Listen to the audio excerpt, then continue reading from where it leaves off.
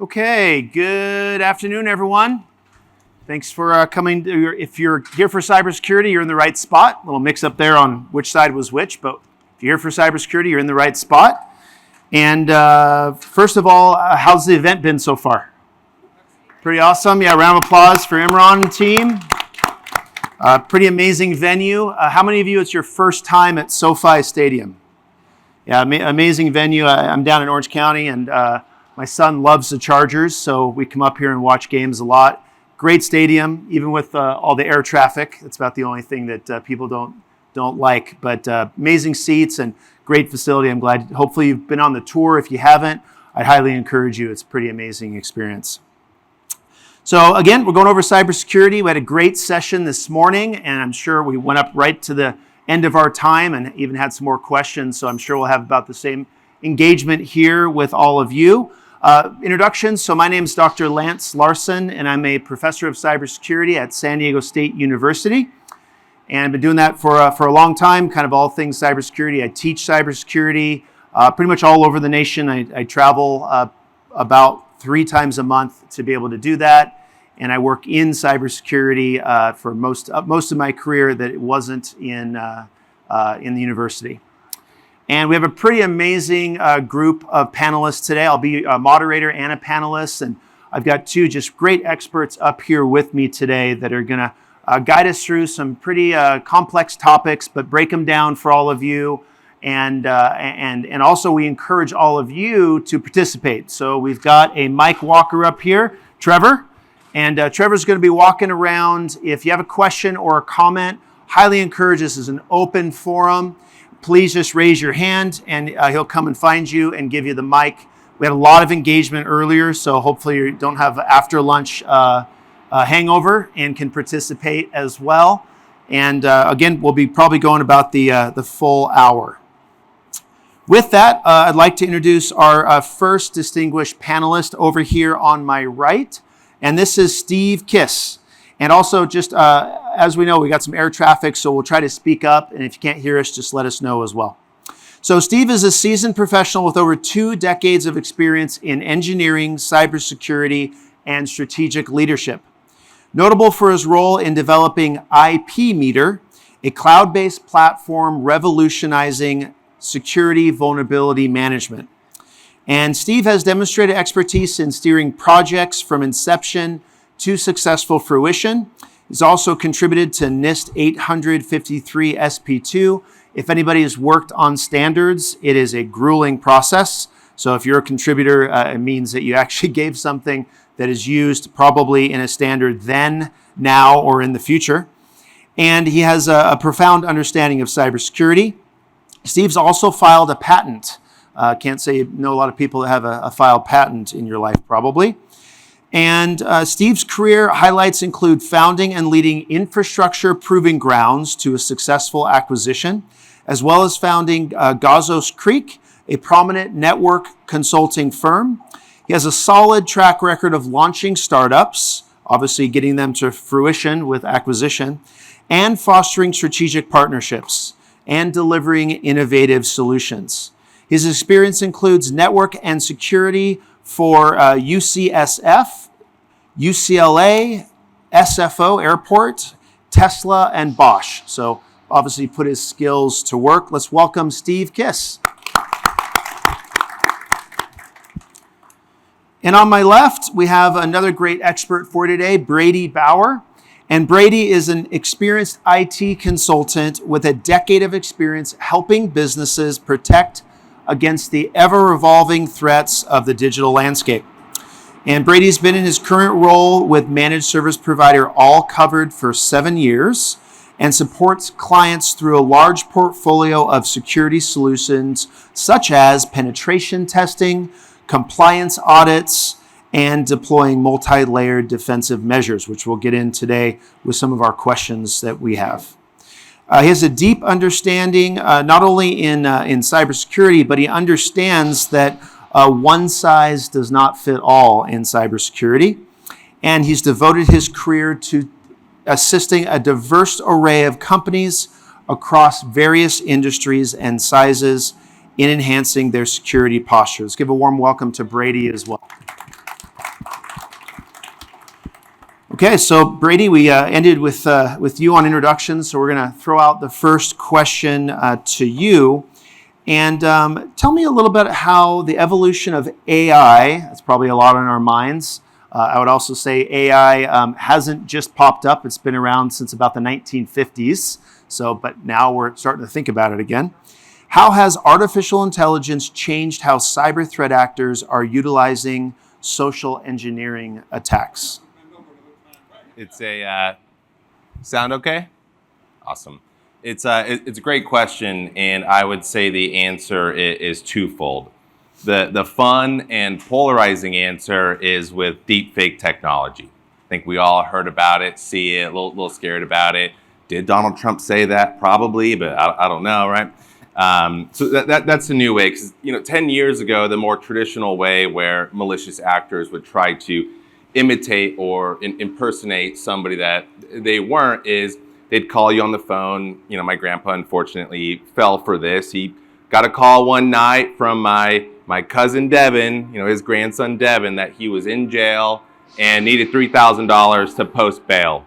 And I think that actor did his research because out of 14 grandkids, Devin is by far the most likely to end up in jail. So he chose the right grandchild, and he recovered. It's okay, but unfortunately he did fall for it. But today what we're seeing, it's getting more scary. There's a really good example a little while ago where there was an engineering firm based out of Hong Kong, and there was a suspicious email sent to a user.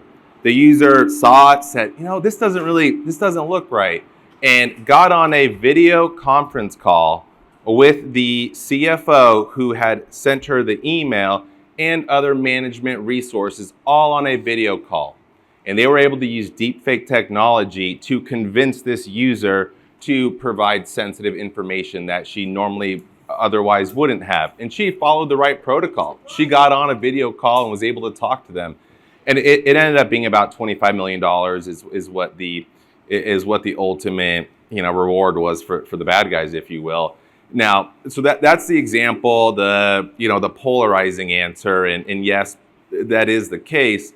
But on the day-to-day for your small, medium-sized businesses, what we're seeing when it comes to how AI is being used in social engineering is with database use like ChatGPT and other forms, where they can, at a moment's notice, basically scour the internet for all your personal information and make really targeted phishing campaigns to the user themselves. Previously, it was broad, I'm the Nigerian prince, help me, right? And now it's becoming more and more targeted, and they're able to do that much more quicker.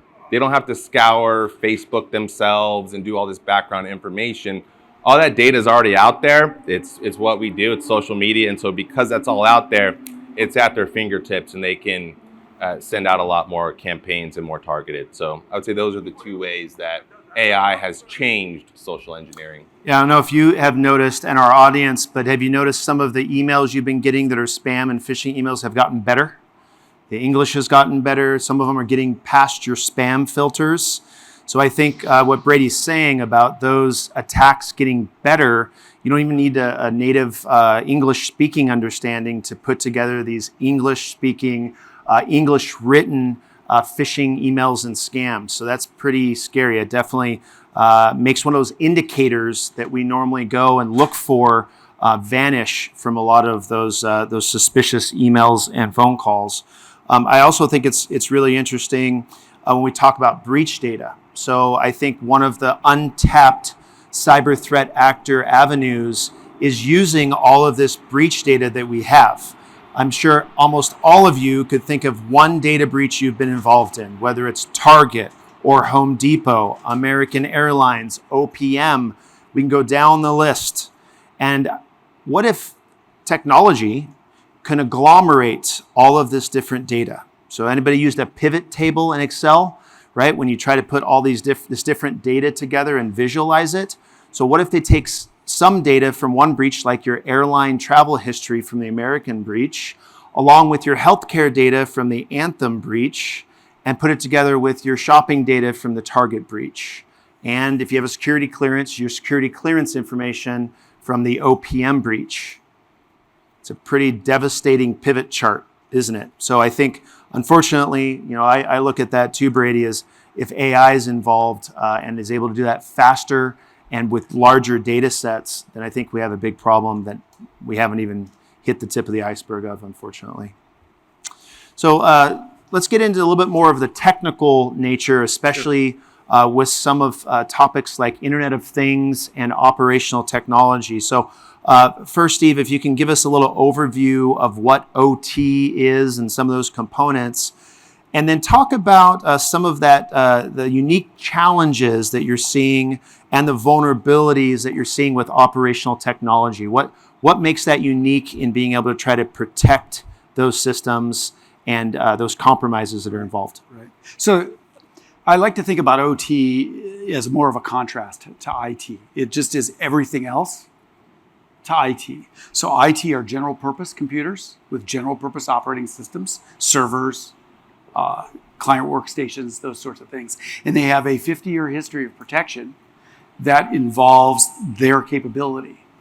They also have a well-worn method of management all the way through security staff, all the way through to a CIO. And that's, so you can look at these two different pieces, the technology piece and then also the structural piece. OT is a little different origin. It's things that are physical in nature. They are sensors and actuators. A video camera, I'm going to really try to tune this presentation for the IMRON environment of access control and also video surveillance. So a camera is nothing more than a sensor, an optical sensor that you see. So it is not a general purpose computer, and by nature means it's much more difficult to install protection software on those devices. They're lightly built by nature, and that's often due to the fact that they are in high heat environments. So the silicon that's in them is designed to operate in wide temperature ranges. It also might be very long distances in some of these devices. So I think of things in the OT environment as sensors and actuators, things that either sense something or they turn something on and off. The state models are different, obviously. The way that those environments are protected is usually through the organization that operates them. So if you're in video surveillance, that would be the video surveillance group. If you're in manufacturing, that would be manufacturing operations. And once you start to think about that separation, it's not a very far leap to say that some of the IT technologies that we have are not applicable to these low power, for lack of a better term, low-end devices that are doing these very important tasks of turning our lights on, making our elevators work, providing video surveillance, or running our water treatment plants. So you kind of started to talk a little bit, Steve, about Internet of Things, right? Yeah. IoT devices. And so for a lot of us, probably at our homes, we have IoT devices, maybe without even thinking. I bought a smart washer.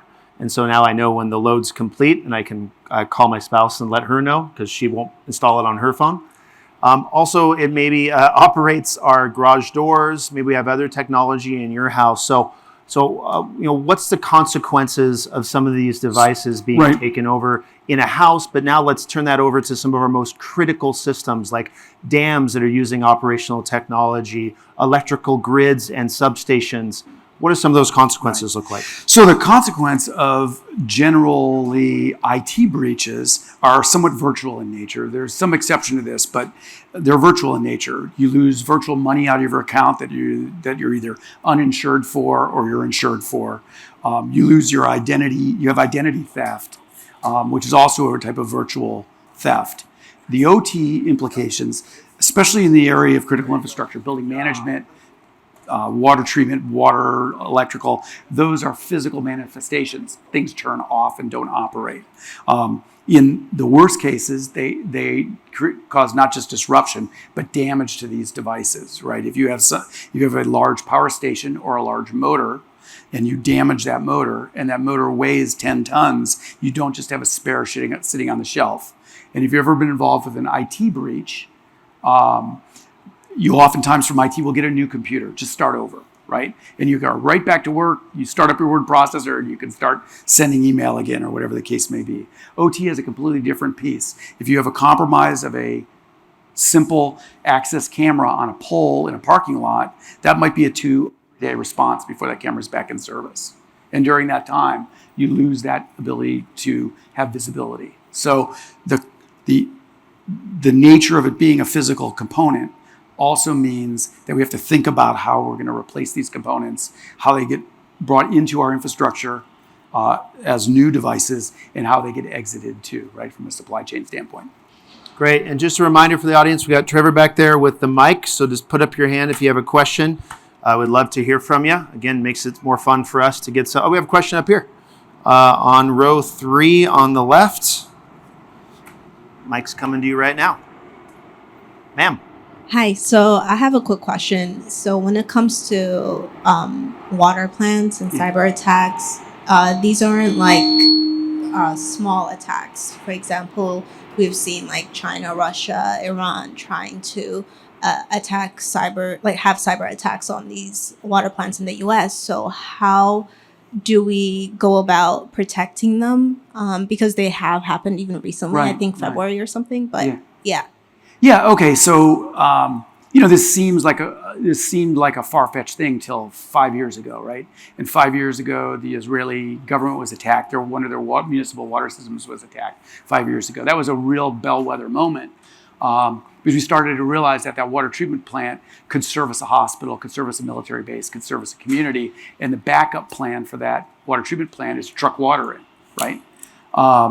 So how do we protect those devices? First of all, it's a huge problem because the funding for that is municipal level, right? So it's very difficult to get that funding from, complex, very expensive systems that are available to financial services companies that may not be available to those organizations. So the first thing is there needs to be a consistent measurement of what a baseline, and then a continuous measurement of what that environment looks like. And that's really the starting point is to validate through vulnerability assessment what those risks are to the devices. And then the contractors in construction and ongoing operations need to be held to a physical standard that says you will install and you will put in current firmware. And those two pieces together really start to build that structure from the bottom up, because there's very little in place right now. So firmware requirement is part of the installation and ongoing management and constant vulnerability assessment.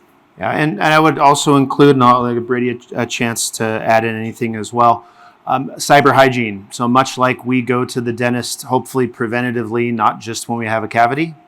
Kind of the same thing here, how you need to look at your technology. And I break it down even a little bit different than Steve. I say you need to know your assets. You need to know the vulnerability or weaknesses of your assets. And then you need to know the threats that are trying to exploit your vulnerabilities. So what does that mean? It starts with knowing what you have. And with big organizations, that is a challenge. You talk to any IT person that manages more than 1,000 devices, and they're going to have a challenge on knowing what they have, what version operating system, what the patch management is if it's not connected to your domain, especially with operational technology and Internet of Things, is they don't understand necessarily what operating system they're running. They don't have a current list of what firmware is the most updated to know what to update that device up to. And sometimes those firmware, end of life, and they're still using those devices, so there's nothing they can do to actually update it.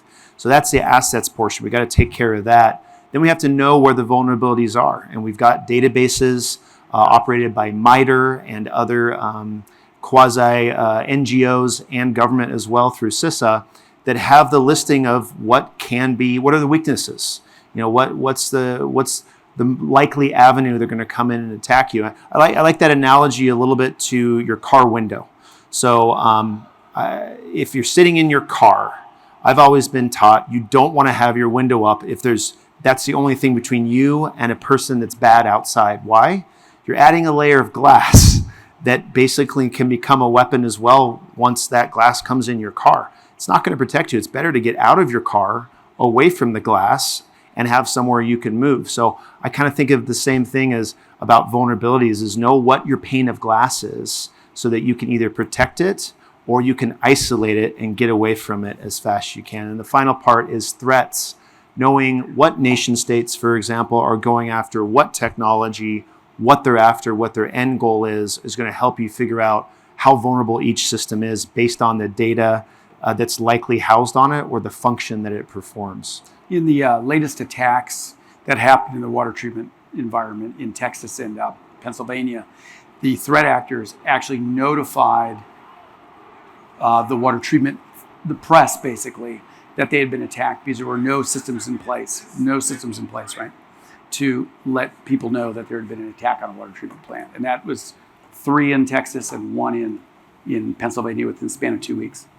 Pretty significant. Brady, anything to add before I throw you another question? I just have a question for you. So when a bad guy comes up to your window, you roll down the window and say hello? I say hello. Okay. Communication is the most effective start to any conflict. Well said. I'll make a note of that. Especially in Los Angeles, Brady. If I have a burglar outside of my house, I'm going to open the front door. Leave the front door closed. Okay, so Brady, next question, we're going to switch again kind of from the technical aspect back to a little bit of the people, right? Because we've talked a little bit of tech.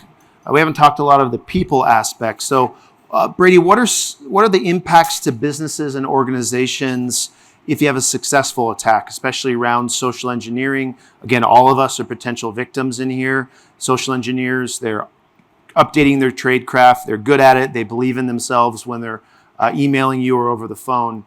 So what are some of those impacts you're seeing? Well, you're spot on in that humans, unfortunately, we are the weakest link by far. You made a comment in the first session that there would be no successful cyber attacks if you just got rid of all your employees. It's true. We are the weak link. And so what happens if there is an attack? I mean, we're all kind of familiar with the financial ramifications of it. You have, there was a successful wire transfer, the ransomware payments, the cost to recover, the cost to find out where the attack came from. But more and more, you're seeing the disruption to operations, of course, just like I can't imagine a water treatment facility, but we mentioned it earlier, the Scripps attack down in San Diego, the health organization Scripps, which I'm kind of a member of the ecosystem, when there were millions of patients that were not able to access their doctors. They had to essentially shut down the ERs.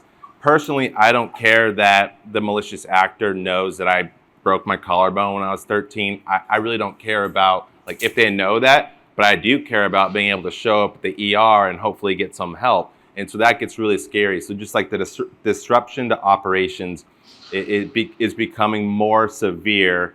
And then the reputation part, and the reputation part I don't think it gets talked about enough. We talk about financial loss and loss to operations, but the reputation is enormous. I think back to, has anybody been writing a text complaining about someone? Man, Lance just talks too much, gosh. And you accidentally send that text to that person.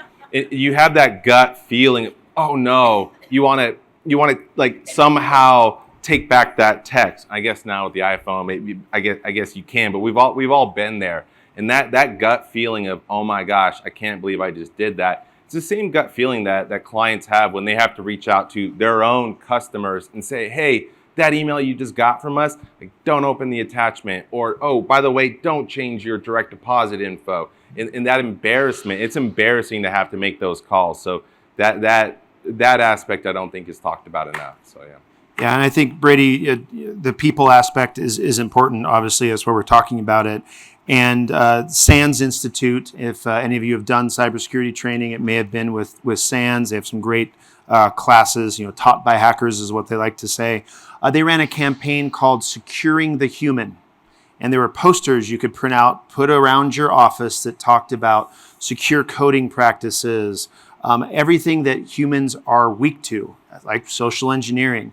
It's called Securing the Human. Great way to be able to post that up and kind of build what could be that weakest link inside of your organization that's always susceptible, that you can't update firmware on a human, right? All you can do is update training and their ability to recognize indicators of attack and indicators of compromise. And then one other topic that we had a lot of good discussion on earlier today was about the ransomware threat. And Brady brought up that example about a ransomware attack. And the people aspect's really important. I was talking with a hospital emergency manager, and that individual managed 7 different hospitals. And they had a ransomware attack. And I said, with a ransomware attack at a hospital, can you enlighten me? Where do people die? I mean, obviously, a lot of what you hear when a hospital has an attack, you hear them go back to paper charting, dispensing drugs manually instead of using the machine. So there might be lab error, or they might over dispense or give the wrong medication. But I said, where do people die? And he gave me an example I'll never forget. He said, with a radiologist. And I said, well, you mean the person that comes and takes my x-ray and does the MRI and the CAT scan? And he said, no, it's not in the technician. There's actually radiologist medical doctors. And their sole purpose is to take all that imagery, interpret, read it, and then write a summary to the physician in the emergency room. For example, this is where the bullet is. This is how you stop the bleeding and save this person's life in trauma. And these individuals, these radiologists, medical doctors, they work from home most of the time. They're usually centralized, and they don't have one in every hospital. They're electronic, and they get the images, and they're at home in their shift. They write it, and electronically goes back to the emergency room doctor. Well, imagine a ransomware attack where this radiologist medical doctor has to literally drive to 7 hospitals. How emergent are those reads going to be? Right? I think that's probably, honestly, the scary part, and scared me enough to really care about making sure that we all can protect those critical facilities. So let's get back kind of to the tech side again. And Steve, there's a little bit of talk in industry, and I actually did my dissertation on this subject, is of security convergence.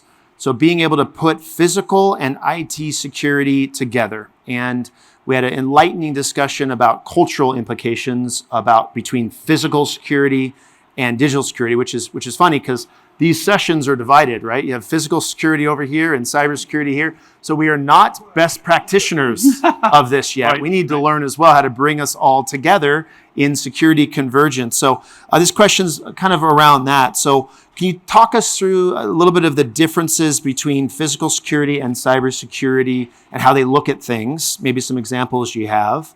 And then how do we manage our cyber needs with physical security experts? How do we get them to care? How do we get cybersecurity experts to care about physical security as well? Oh, I think a good place to start is we're at the IMRON event, right? And IMRON is in the physical security business, and he's seen the need, right? So we've announced today that our product's now embedded in IMRON's environment. I won't make an advertisement about that. That's not the purpose of this, but we need to start looking at that infrastructure that all of these IoT systems are running on and determine whether the lower layer cyber infrastructure is stable and secure. So step one isn't having IT come out and look at the environment. It's having an embedded understanding within the discipline of physical security that cyber is the basis by which your transport operates, right? So you can go to the largest installations in the world of video surveillance systems and travel there, and you oftentimes don't see a cybersecurity test done as a precursor, as a baseline, or as an installation requirement. And that methodology has to change. It has to change from a business management perspective, and it has to change from a technology perspective. I'll hit each one. From a business management perspective, as operators of those networks and as those that are responsible for buildings and facilities that have physical operations, access control and video surveillance, we need to make that part of the contract. You're not going to hang those cameras and walk away and get paid unless you can show that you have current firmware running when you leave, that you have done a cybersecurity scan, that you've done a bandwidth and latency assessment, because we're running cloud-based license plate reader. So we want to make sure we have enough throughput to get to the cloud, or that system will not operate. So as part of our commissioning, that has to be part of the paperwork that we make as part of the commissioning operations. On the technical level, It really is the ongoing validation that we're updating those devices. You've mentioned a couple of databases that are operated by MITRE. Those databases now include access control and video surveillance devices. So if you're in that video surveillance business, you should either be offering up to your customers that you will upgrade their firmware and not just do a break fix in the truck when it comes. Or if you're on the other side and an operator of those facilities, you need to hold your contractors accountable to provide updates to your environment. It's pretty much Thanks, simple Steve. as it gets. And let's talk a little bit about more the social side. So Brady, I'm going to talk to you a bit about how social media makes us either more vulnerable or less vulnerable to cyber threats. So think about the use of social media. It's a great kind of pivot from the cultural and societal impacts we were just talking about between physical and cyber people. But what are our cultural impacts of social media? Is it making us more vulnerable to cyber threats or not? What do you think? I think we would all agree that it's definitely making us more vulnerable. Just the amount of content that is out there that we are posting ourselves, and the amount of time that we're on our phones looking at social media. I mean, just the amount of time that those apps are open on your phone and you have to actually close out of the app. How long is Facebook running in the background? How long is TikTok running in the background? I don't actually have a TikTok. I'm proud of it. But anyways, I'll look it up in a minute. You have 2 kids. I could imagine maybe they're on it. But just the amount of data that's out there and the ability to data mine all of our social media sites instantaneously for somebody that knows what they're doing is going to be very quickly and very easy to use all of that information if they really wanted to target you. I mean, think about what you post on your Facebook, right? You might post your vacation. You might post, pictures of your parents, right? Your parents, things of that nature. What are those security questions that we see on two-factor authentication? What's the farthest place you've traveled to? What's your dog's name? What street do you live on? And depending on how you post, there is some metadata behind there that they can actually see where that image is being posted from. So yeah, just the prevalence and so safe practice for all of us. The human firewall is by far the best security measure you have in place. It is yourself and just smart practices. Yeah, kind of an interesting example I've been seeing is with LinkedIn. And so a lot of us use LinkedIn for business, but didn't know this, but you can go find a LinkedIn hierarchical feature. So you can actually see what LinkedIn thinks your organization's hierarchy is. So it'll link the CEO, the CFO, and basically put together kind of a link chart, a tree of what it thinks the hierarchical relationship is between everyone that posts your company as their employer. So imagine if you're doing things like a business email compromise, or you're trying to get individuals to wire you money or to believe that you're the finance department. You can find that key data right there on LinkedIn with a couple clicks to find out who probably is related to who in the organization. So that pretty much astonished me. Steve, any additions on kind of social media? It's not all doom and gloom to me. I think that the social media component and the AI component both are going to become mechanisms to protect our environments, right? We're going to start looking at those data sets as data sets that we can use, right? Like we can use the data. If you work in a secured environment and you're doing video surveillance, you now have the capability to pick from those databases to know bad actors before they enter your site. So I look at it with maybe a little bit a long view, right? We're going to lose this game in the short run, but in the long game, we're able to pick up data that is out there and identify folks, because just like, Brady might have all the best intentions in the world and is putting out good stuff, there's also a social media component of bad actors that are posting their wins and their capabilities and offering their services up to nation states. And those people are becoming known, right? And when they become known, we can get them captured in our databases. So to me, there is a little bit of an aspect in both social media and even social engineering to basically identify. Just last week, we saw, you probably caught this, that there was a response attack that occurred where a bunch of bad actors were captured, directly captured by law enforcement, and they solicited those folks for work, right? AKA like a LinkedIn. So. And so, Steve, I'll ask you the next question and see if Brady has anything to add on it as well. And we've talked a lot about the people now, the vulnerability, but the great lead-in question by our audience was about the threats and the threat actors, right? So let's pivot a little bit to talk a little bit about TTPs, tactics, techniques, and procedures of the CTAs or cyber threat actors. So, Steve, what are you seeing, especially with your view of both physical and digital cyber networks? What are you seeing as far as the way that cyber threat actors are working today? What's their kind of adjustment? How are they working? So I think that there was an initial push grab over 20 years to take and actively go grab money out of something, to take dollars out of a bank. Ransomware is an extension of that. I won't take your money, but you'll pay me to not take your money. Now we're seeing threat actors working under contract to damage infrastructure. And so they're directly paid. So there is a direct financial relationship now between people doing damage to physical things and a mechanism by which to employ those people, to contract those people to do that work. And that to me it's not a subtle difference. Your average attacker no longer needs to take the money. He's already paid. Yeah, and my purview, and then I'll see if Brady has anything to add, is a little bit more about specialization. And so obviously, kind of I think the research is showing that cyber threat actors are becoming more specialized in a cybercrime ecosystem.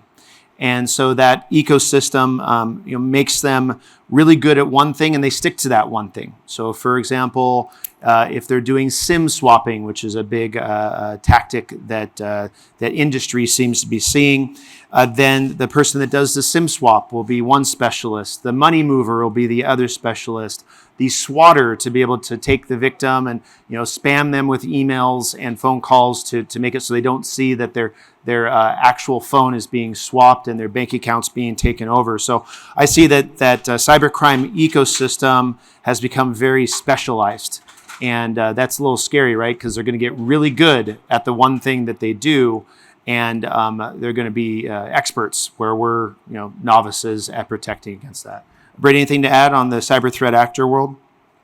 No, I mean, I mentioned it earlier, just the proliferation of deepfake technology and using databases out there like ChatGPT and others to help them along and make the barrier to entry for the malicious actors in the world a lot easier. They don't need a large data center behind them to successfully penetrate what they're looking for. It's a workstation and a 16-year-old, and yeah, I mean I think it was a 16-year-old this was a long time ago, but that developed the WannaCry virus a long time ago. It was a teenager.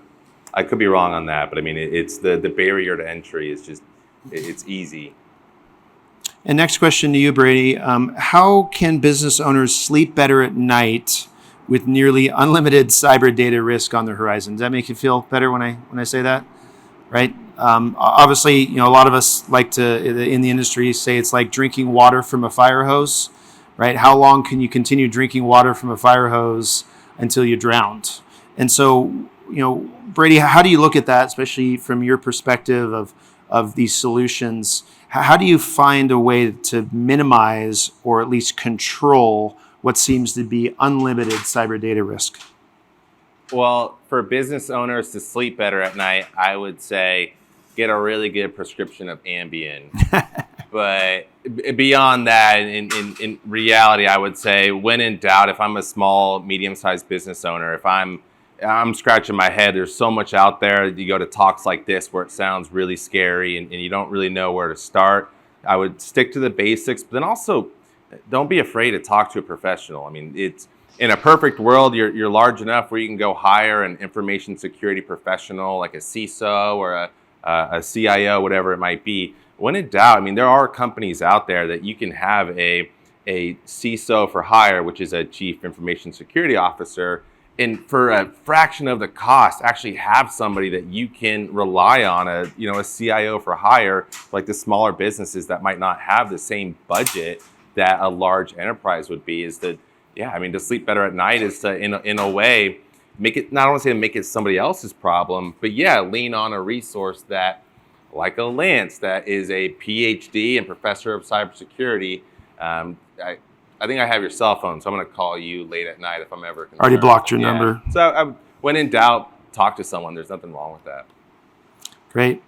Steve, here's kind of a nice controversial one, and then we'll turn it to the audience for our last 10 minutes or so for their questions. So, Steve, is it okay for a victimized organization to hack back? There's been a lot of media that talks about this concept. There's even been some mitigating companies, cyber mitigators, that have talked about this as the only way to be able to stop this is to have the chance of collateral damage if you're going to do something that your infrastructure might be taken out. What do you think, and what are the dangers? So this answer is going to. I saw this one get up when we were posting it back and forth. And I thought, I wonder how I'm going to respond to this. So bear with me. This is the first time out of the gate trying to respond to this. First of all, there may be legal implications to what you're doing. So that raises some bars for me. That if you're going to attack something in a response to an activity and you're going to perform that activity and it's not legal, you may also have extended yourself. Second implication, you may have downstream effects to what you're attacking that you don't realize. So if you're attacking something as an attack surface, you better know what else the downstream implications are to doing that. So starting with that as my response, I would say that we've seen the U.S. federal government take action. They are definitely, as of 4 years ago, are definitely in the business of taking out items that are problematic to the U.S. It's an accepted form of mitigation to people that try to attack our way of life. I don't say that lightly. I also think that there's some implication that's going to have to happen within the rules of warfare, that there's going to have to be some discussion about, just like in kind of researching this answer, just like there was in 1912 about using poisonous gas in warfare, we're going to have some agreement between civilized nations about what the response can be and what the downstream implications can be. If we wipe out someone's power plant and that wipes out a hospital because they can't provide power, that's vastly different than not having your medical records, by the way, right? I agree. Don't care if it broke my collarbone. I do care if the hospital's generator can't support the full hospital. So I think it needs to be a very careful and managed process that probably wouldn't be left to a single institution, no matter how big that institution is. Yeah, Steve, I think your mention of collateral damage is interesting, because I think that's not well thought of. Battlefield commanders, obviously, they think about that, but they're able to say, hey, we're taking out this many forces to save this many people. It's kind of harder to do that in a very interconnected environment like the internet, right? And it's so interconnected. I think the best definition I've ever found of the internet and cyber is it's a platform. And how do you know what's interconnected with a platform, right? Because that's the base to be able to build on. And so it's very difficult to see how other people build on your platform. You know, it's a very homogenized, interconnected world, and yeah, that is truly scary. And then Brady, is your company going to offer this hackback service? Yeah, well, you don't want me touching anything, but no, I don't know. I'm not on that side of the house. I'm very curious to see. I'm sure, because cybersecurity isn't going away, I'm very curious to see what comes from that. I mean, it's only natural to. It's hard to just take things and not have some sort of defense, and that natural. I think we all have that natural instinct to fight back. When you get hit, your reaction is to fight back, even I'm curious. So we're going to reserve the last 7 minutes of our time over to you as the audience. And we've got a question in front and then a question, third row from the back, another question in front and a question over here. Thank you. I have a question about the TTPs. So bad actors, are you seeing a difference, any distinguishable TTPs between, Iran, China, Russia, etc.? So from an operational standpoint, I am seeing a difference, right? There's a vast increase in the skill set of attack that is not. Let's see, I need to kind of formulate the words, but we're seeing much more focused attack on a specific device with a specific capability. And what you'll see is there's a good item to look up. It's an attack that happened last week. 600,000 routers were attacked for ISPs. And all of the devices from one manufacturer were affected. A certain number of those were shut off, right? And that number is probably in the neighborhood of 100,000 routers were shut down and couldn't be reset. They'd throw out. So I'm seeing types of attacks in the OT space that get in the firmware, in the life cycle, the supply chain of the firmware, through third-party application developers, and then end up in that process and sit dormant for a period of time. And then those devices then are sold, and then only a certain percentage, 1%, 2%, are actually attacked, right? And the rest of them just sit dormant. And I think that is that's catastrophic, because the way that we do development in our world, I sit in a development environment myself for my company, is I will buy libraries and I will do my best guess that those libraries are secure when I get them. But if I let that code get into my environment and then it gets out to my customer base, then the threat actor can then sell that percentage of user community. And it's like a motor control system at a dam, but that same one is used at a building to pump water to the top of the building. Well, you want to get to the top of the building. That's what your goal is. You go after that group. It's 1%, and that's a change I'm seeing. That's definitely a change. Yeah, and I'll just add one resource. I always like to look at targets when I want to talk about cyber threat acts or TTPs. A great website, if you haven't been to it, is Shodan. And as an academic, you get a free account. And even students get free accounts. You can do limited searches with no account, and it's shodan.io. And it's a great way to see what Internet of Things devices are out there and unsecured. You can categorize them. You can look at them. And Shodan is basically constantly going out and looking for these new banners of services that are being advertised and then publicly displaying them. And so it's a great way to do your own research and to be able to understand if your devices, for example, are out there and exposed, or at least what attack surface cyber threat actors are seeing. I think we have a question back here, third from the back.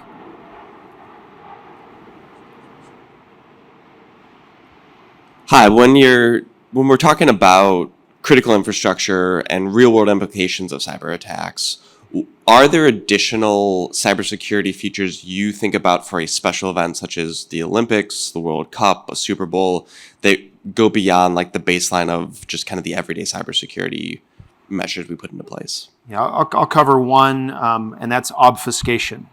So if you have such a large attack surface because you're going to be so focused on, like in elections, for example, in any country, then obfuscating your own environment is going to be one of the best defenses, because it's pretty hard to protect an attack surface that maybe you don't manage. Maybe it's a federated system, or like an airport where you have airport tenants that are managing their own infrastructure. It's really difficult to get everybody on the same page. You can issue policy after policy, but if that tenant doesn't want to do that thing to secure their devices that's in your facility, then you're as insecure on day 5 as you were on day 0 of giving out that policy.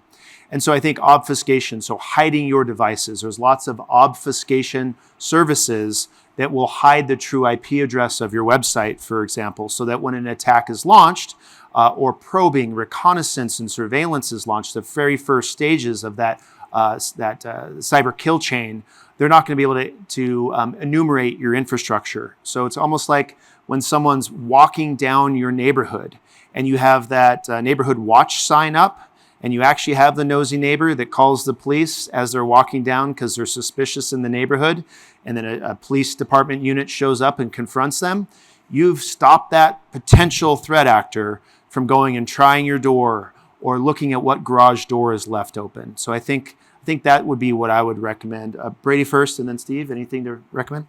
I think that covers it pretty well. Steve? So I got 3, as I wrote down really quickly. So here we go. Because I'm a answer guy, so I love to give straight answers. RF spectrum control, right? If you're in charge of a big event, it's critical infrastructure, and you run a stadium, you want to have RF management in the space. And the access points that are here are capable of taking some of their channels out of service to be looking for additional channel activity around them. So it decreases the performance, but you can use the same hardware to get there.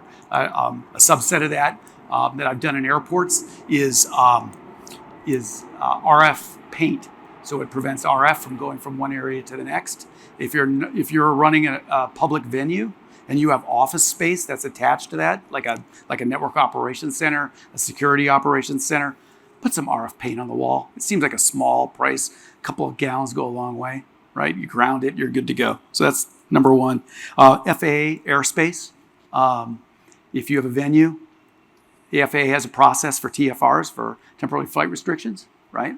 I'm a pilot. Yesterday I did a hell of a lot of planning to get here because there were 3 TFRs over the LA basin. It's pretty complicated getting in here. The process for pilots now is a lot better than it was just 2 or 3 years ago, right? There's a number I called for Leidos, and I spent a half an hour on the phone with Leidos, making sure that I could fly through and that I wasn't going to be the guy that got chased by some F-16s. The next item I'll mention is I think that there's some activities that are going on across the infrastructure space that are available to private sector. And we're all kind of sharing the same data now, finally. And I mentioned this in the last session, that I thought it was interesting on the Key Bridge attack that within 15 minutes, it was determined that it wasn't a cyber attack. Now, I still think there's room for some conspiracy theory there, but, there is some thought that as events are unfolding, we're taking and thinking about cybersecurity as part of that.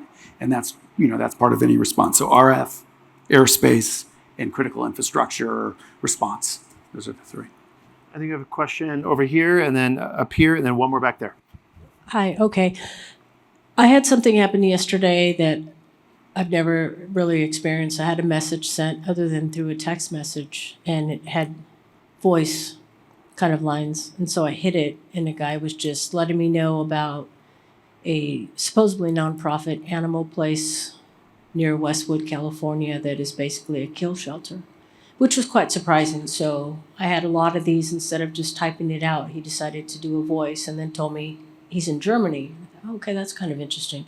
So my question to you is, by clicking on that and hearing the voice, instead of seeing him type out the message that would just be there, is there any way of, whether you're on a computer or a phone, someone being able to hack into that? And if you can just share, because I have not heard anyone speak about this today, whether it's a text message or an email, and it's someone you don't know, not to click on the link. Yeah, to cover yourself. Thank you. Good question. I'll cover a little bit of that. So, what we call, right, we talked a little bit about securing the human, right? And it was good of you to notice that something didn't make sense and report it. And that's obviously really important is to report, because if you never report to relevant authorities, then obviously the problem is never going to get fixed. The bad guy or girl is never going to get caught. From a communication standpoint, there's a lot of things that we have here in the U.S. that are not inherently secure. For example, if you want to email someone from president@whitehouse.gov, you can fake an email message from president@whitehouse.gov. It's called email spoofing. And unless you have things, very technical things like DMARC and DKIM and SPF, these things set up, which are relatively new technologies, you're going to be able to send that email address. So that is a scary thing, right? Is almost anyone can send an email as you.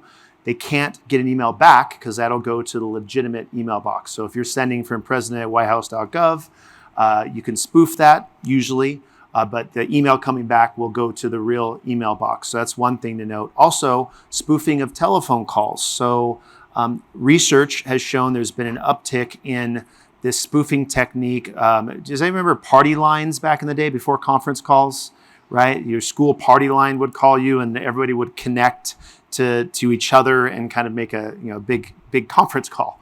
But it was a unique way of doing it. And so what they're seeing now is that a threat actor is making 2 spoofed calls. And what they're doing is you can actually call someone and fake whatever phone number you're calling from. So it can make it look like Brady is calling me. If I use his phone number and call someone, it'll look on my phone like it's Brady calling. Okay, so that's just called phone spoofing. And so that can be done. You can also spoof text messages. So it might look like it's from a valid source, but it's actually from someone that faked that outgoing number. So all of those technologies, they work by faking outgoing. But when you call or text the real person back, most of the time you're going to be able to figure out pretty quickly whether or not it's real because you can't spoof that return. So there's some problems we need to fix, definitely in our societal communication, that we don't have great answers for yet. And one of those would be like an audio text message, because technically it is a media file, and technically someone could insert malicious code, aka malware or bad software, into that code. It's probable and possible. I was going to add a lot of what we're seeing. I mentioned deepfake technology, and yeah, the video that'll keep me up at night thinking about talking to, let's say, my boss on a Zoom call and it not being him. I think that's pretty out there. But what we're seeing is a lot of like voice imitation. So a lot of what they're doing is they'll listen to, like, let's say like Lance, for example, they'll like get his audio from a speech like this, and then we'll actually use his voice to target, let's say, Lance's employees. And what they're able to do with software is actually skip the actual ring. So you're just in your pocket and you look and you go, oh, I didn't realize I missed a call from Lance. And you go and you listen to that voicemail, and it's Lance's voice asking you to do something urgently because he's at a conference and he can't get access to whatever is, his credit cards or whatever it might be. And so that's what we see a lot of is actually going straight to voicemail. When it's coming to your voicemail, typically it's asking you to do something. It's not necessarily you clicking on something, but it's asking you to give them, whatever information. I need gift cards, whatever it might be. Yeah. So we're nearing our time. We have time for one last question. I think it was one in front, Alberto, and then we'll end with your question, sir. So you mentioned something about deepfakes. Is there any way we can have like 2FA on that to verify that that's the legitimate person? Sure. Great question. Yep. Absolutely. Yeah. Let me take it. So we're not there yet. And I think our current research shows that our current detection technology is based on what a common human would find. So for example, we're talking about deepfake audio, for example, right? You can listen and you can still hear there's a site that the inflection isn't correct. But eventually they're going to fix that. And eventually then it's going to sound normal to have an elongated communication with a computer or technology, and you're not going to be able to detect anything dissimilar from a normal communication, which is interesting because that was actually the test. Anybody ever clicked on that CAPTCHA? Right? Anybody know what that CAPTCHA test is called? Okay, so there's a name for it, and the CAPTCHA test basically is a measurement of whether or not you're dealing with artificial intelligence. And so that's what it's there for, is to be able to discern what's human and what is machine, because machines aren't supposed to complete whether or not these are all fire hydrants in each picture, or this is a traffic signal and this is not a traffic signal, right? Everybody loves filling those out, right? But that's actually called a Turing test, by Alan Turing back in the 1950s. He said, "You will know artificial intelligence when a computer is able to pass a Turing test." When that happens, I think it's going to be very difficult, if not impossible, to be able to detect what's AI generated and what's human generated. Any other perspectives from the group? I mean, I guess it's going back to like the human firewall is the best, form of defense. Is if you're talking to someone. I mean, if you're able to talk to someone live, there's going to be certain questions that you can ask that an AI is not going to be able to answer. Like there's just questions, especially if you know the person. I mean, you'll be able to, you'll be able to tell. But if it's somebody that you don't know, maybe an executive at your company that you don't speak with often, it can get scary. Well, it's a round of applause for Steve and Brady for coming up here, and also for Trevor, our mic person. And thanks to all of you for your time today. I hope it was a fruitful discussion. Enjoy the rest of the conference.